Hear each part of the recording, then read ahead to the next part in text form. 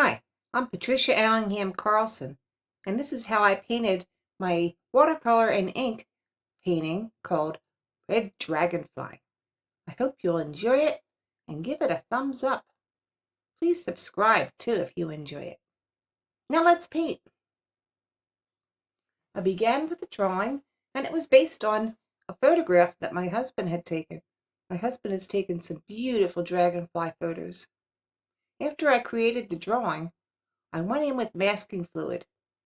I began to dot in tiny dewdrops, tiny sparkles of light, the veins on the wings of the dragonfly, and some of the anatomy. So I'm using an ink pen and Peebo masking fluid, I believe it is, for this particular painting. There's a lot of detail work in doing a dragonfly wings if you'd like to get the veins looking anatomically correct. And that's something I was aiming for in this painting. So this part takes a long time for me. I should mention that as I'm working with the masking fluid, I'm looking very closely at my reference photo on my iPad, which is right next to my drawing paper.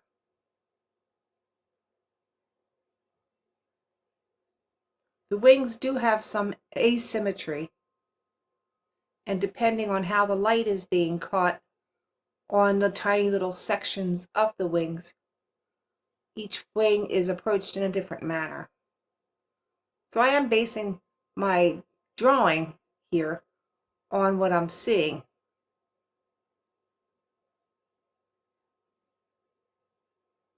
I'm planning to put some weeds in the background. And as you can see, I've already decided my dragonfly will be red. I tried out some different reds on the side of the paper to see what I liked. I'm also getting some salt ready because I plan to put in some background colors and sprinkle some salt on. See what kind of textures I can get.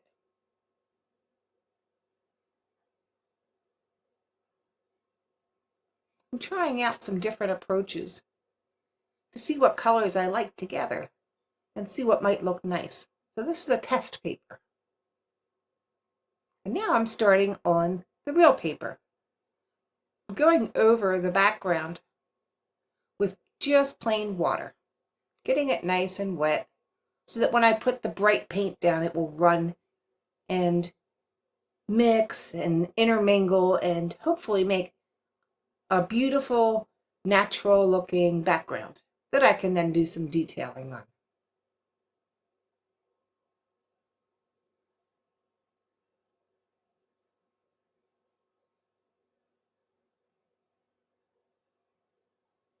So just painting in with the water, going around the dragonfly at this point so I can maintain some degree of control on that important part.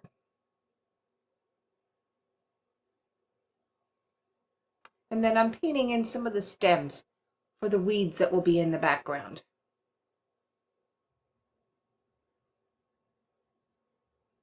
I'm masking out with my hand when I do that kind of splattering and keeping the paint from going where I don't want it to go, in this case on the dragonfly.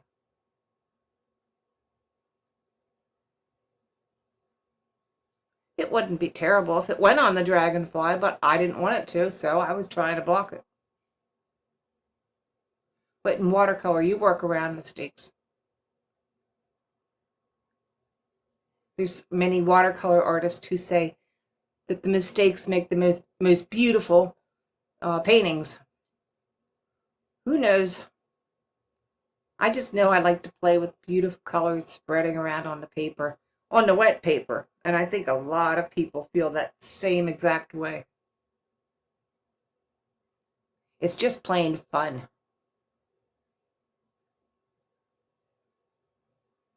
Now I'm coming in with some different shades of coloring. I've used yellow, I've used yellow ochre, I've used turquoise, I've used viridian and sap green so far. I've also come in with a little burnt sienna and even some cadmium orange. At this point, I'm adding indigo. Indigo is a good dark color. And what indigo does with this darkness right around the dragonfly's body is it will act as a foil to make the bright red colors of the actual dragonfly show out even more strongly, as well as the sparkling little veins and dewdrops on the wings. Because a light next to a dark is far more striking than a dark next to a dark or a light next to a light.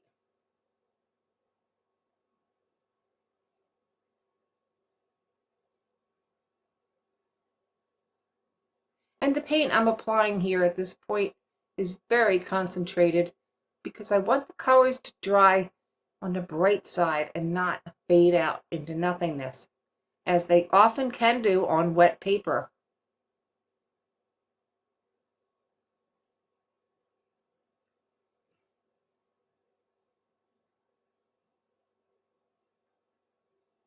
I'm using very much of a dabbing type of approach. And then depending on how wet the paper is, the paint will spread around on its own or stay more fixed in place if the paper is a little more dry.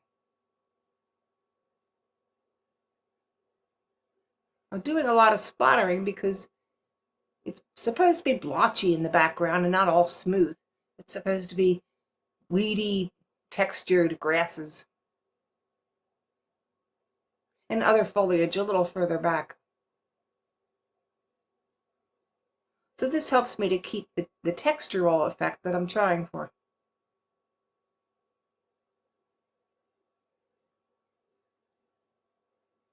I'm also coming in at this point with some Hooker's Green Dark. Or maybe it's Hooker Green Dark. I'm not sure which. But you all know the color.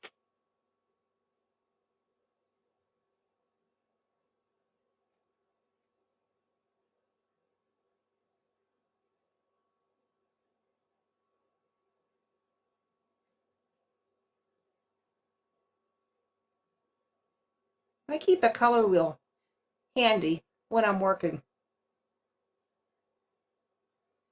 Sometimes I'll pull it out to see what color is needed here. What do I need more of? And if I hold it up to the paper, I can see some colors look right and some colors not so right. And I'll add more color according to what I decided from the color wheel. It's a useful tool to me, maybe to you too.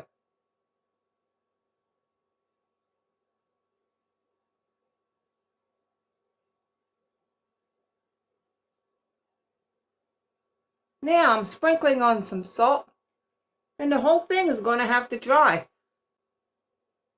Now it's dry, and I am brushing off the salt. In some places, it did not want to come off easily. It sort of stuck on that wet paint. I'm also brushing off the masking that was in the background.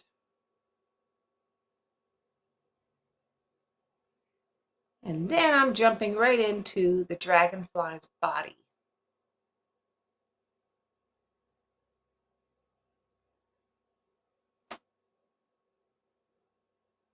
Starting out with some very deep cadmium red.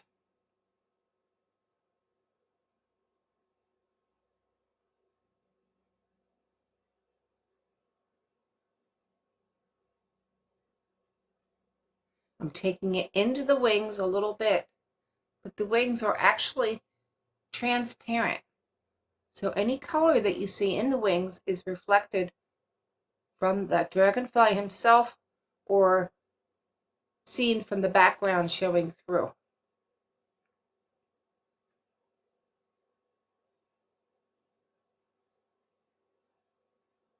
The red line I just painted down on the lower wing is one of his legs showing through.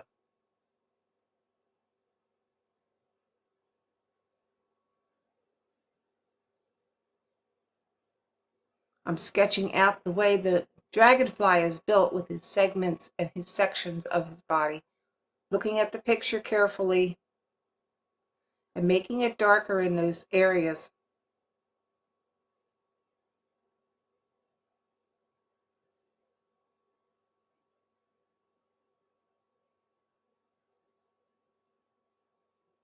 And then I paint over that. The sections show through if they dried properly. And I'm trying to leave it a little lighter down the center where he is sort of shining a bit because of his exoskeleton being made of a hard material. I will be blending in that shine.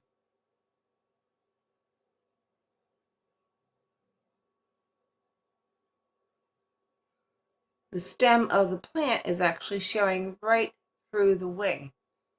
And the wing still has masking applied to it.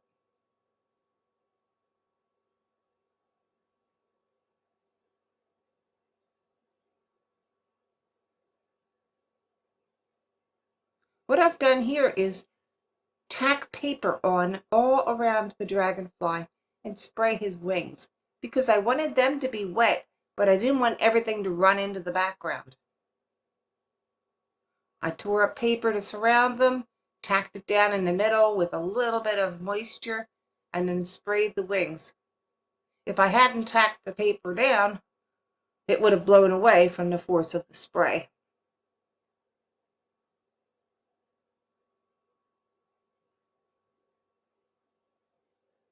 I'm taking the colors from the background and lightly painting them into the wing.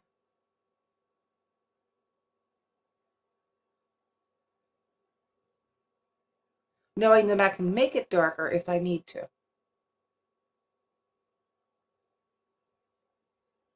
This is an important part. If I mess up on this, the whole thing is shot, and I have worked very hard to apply masking for all those little veins. So we'll see how it looks when I take the masking off, because that is my crucial point.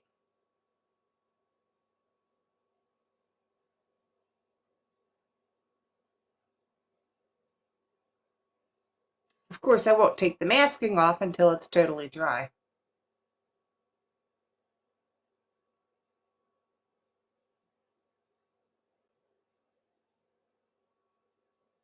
In between time, I'm coming into the dragonfly's body.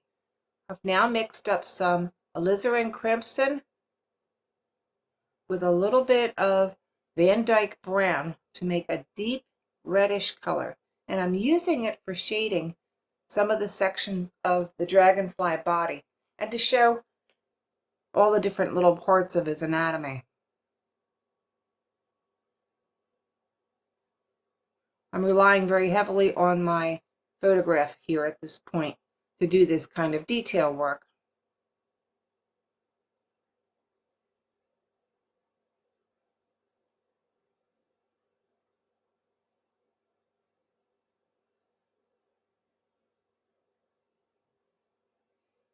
And detailing some more around the eyes, around the head, the body. At the bottom will be the most heavily shaded, and then down the sections of his body. There's some muscles and anatomy around the wings that support how they actually function. And I was trying to look closely at that, although I don't understand it. But it is quite a little miracle to look at. I'm coming around the edges of the body too, to make them stand out and nice and clear against the background.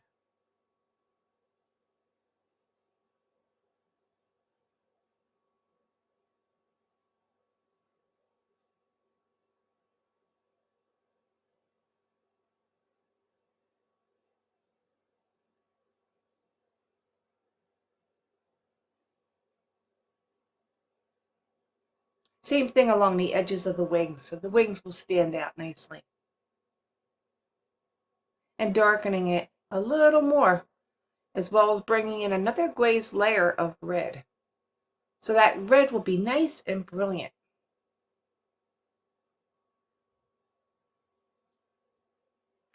Moving to the background again, I do a little more splatter painting on the weed part that's so heavily textured at the top. I guess this is the weed seeds. Or maybe it's even a flower of some kind. I don't know.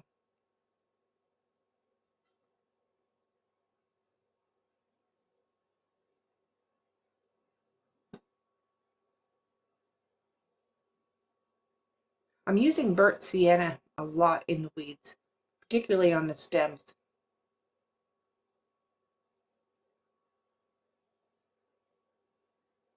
And I'm coming in with an eraser to take all the masking off the wings now, as well as off the dragonfly's body. This is going to show a big change here.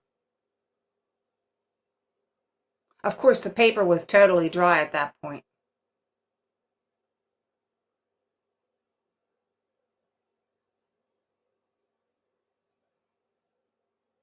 So I start with an eraser and then come back in with my fingertips because I could feel where all the little bits of masking had continued to stay.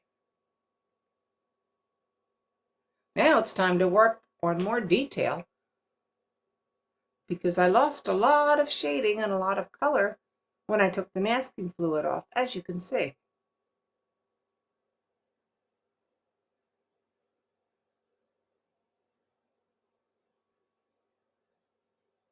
It's going to take a lot of work to get these wings right.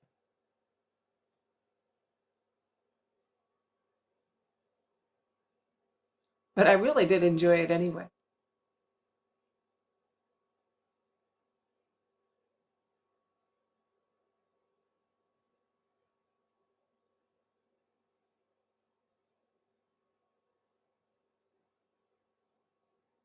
I'm painting in around each of the white lines on the wings. I'm darkening along them where I want them to stand out. And I'm adding color where it was taken off too much when I removed the masking fluid.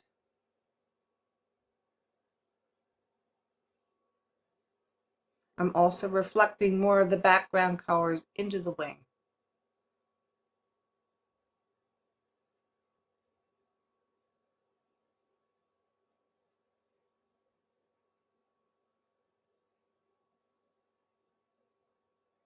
Bringing some shading back into the body and showing the legs a little more clearly through the wings. I'm outlining many of the small veins, also outlining many of the small cells between the veins where the tiny little capillaries go through.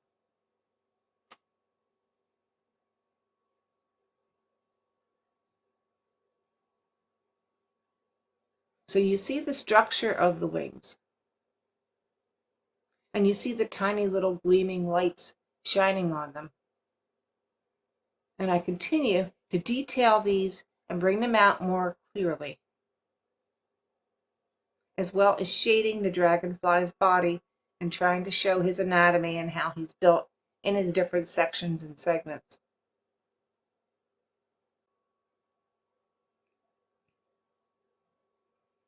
Here I'm painting in carefully to show you the red bottom part of the dragonfly's body that is partially covered from his wing. So I'm shining the red through, but it's broken by the lights and the little veins going through the wings. Continuing to outline some of the veins in the wings. Bring in some darker colors where the light's shining through. And I'm not afraid to take all kinds of liberties with where I put the colors. I put the colors according to where I think they look good, not actually where they're showing in the picture at this point.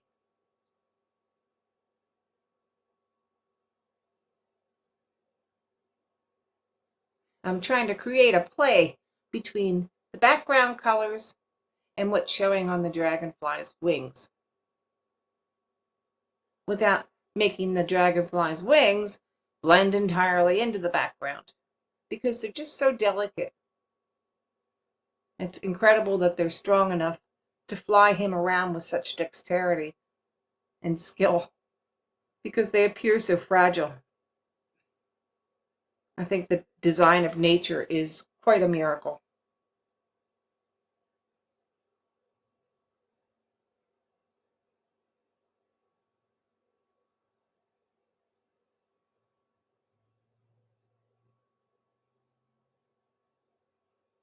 Continuing on with the detail work, outlining some of the veins and not others, because I don't want it to just look overdone. Trying to use my judgment where the veins need to be shown and where they can be allowed to just be a little bit more vague. And that's really up to the individual artist, how much detail work they want to do and what they think is important to show.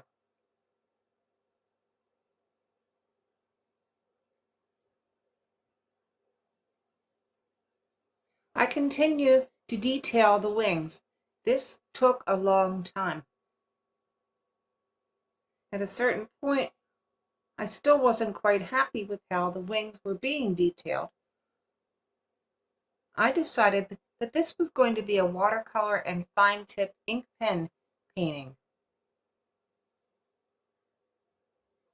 So I got out a very fine tip ink pen and began to do some selective outlining. I did not outline the whole thing, but I like the kind of small and very intricate detailing I can get with an ink pen and watercolor painting. So I went for it.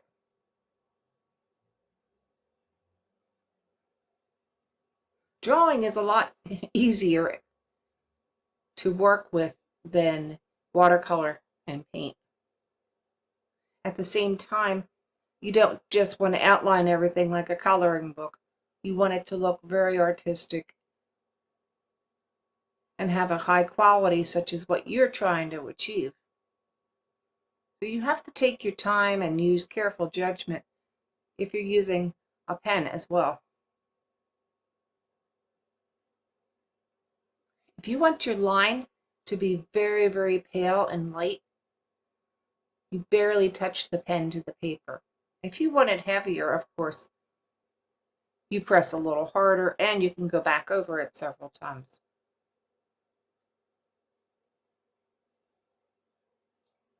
So I am outlining the background, going around the dragonfly and some of his anatomy and details, and doing some interior wing work, selectively though.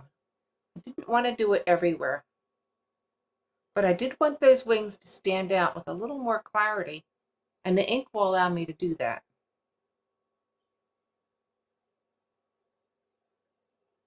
And so I continue to treat this as a drawing, a colored, developed drawing at this point.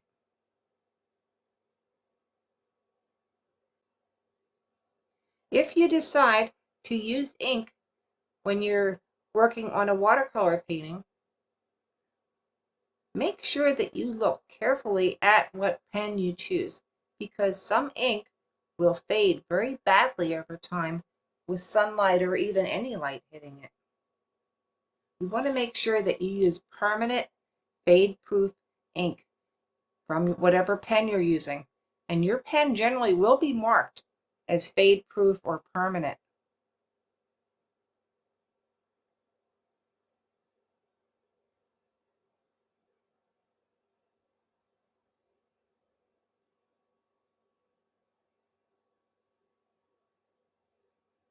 If you're in doubt, do a light test.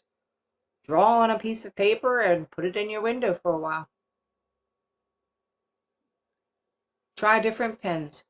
Write what kind of pen they are and put each one on a piece of paper in a window and see which one fades and which one stays beautifully dark or whatever brilliant color you want.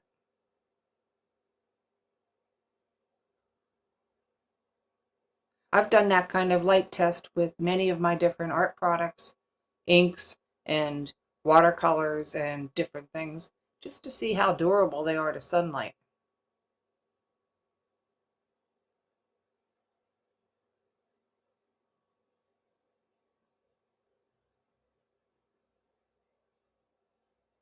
Of course, you would never put a watercolor painting into direct sunlight with direct sunlight shining on it all day anyway, because that would be too much for any piece of art.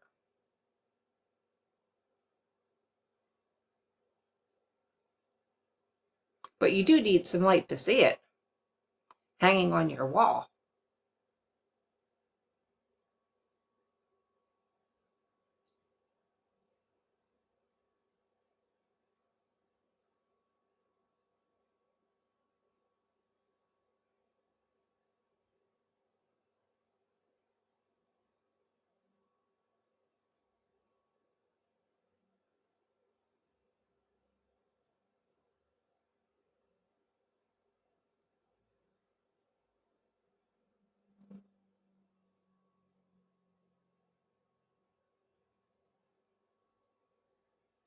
Now at this point it is starting to be developed enough that I think I'm close to being finished.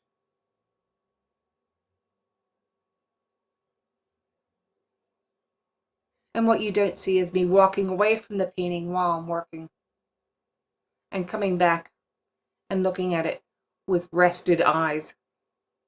And that's something else that I would suggest you do. Get away from your painting every once in a while and make sure it's right. Give yourself a little break and come back to it. And sometimes that will show you exactly what you need to do to finish, or what area you need to tackle next.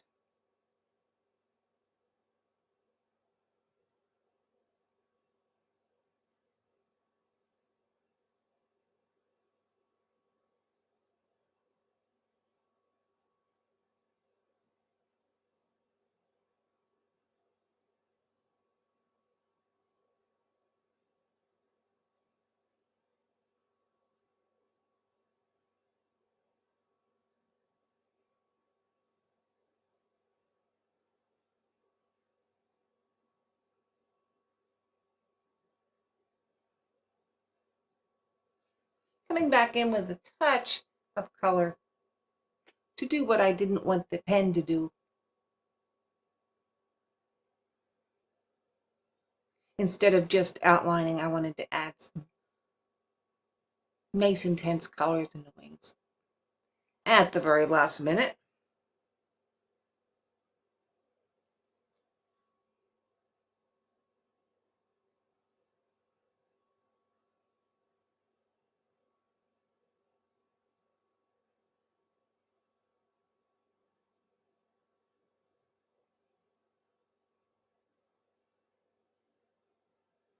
It's done. I'm signing it.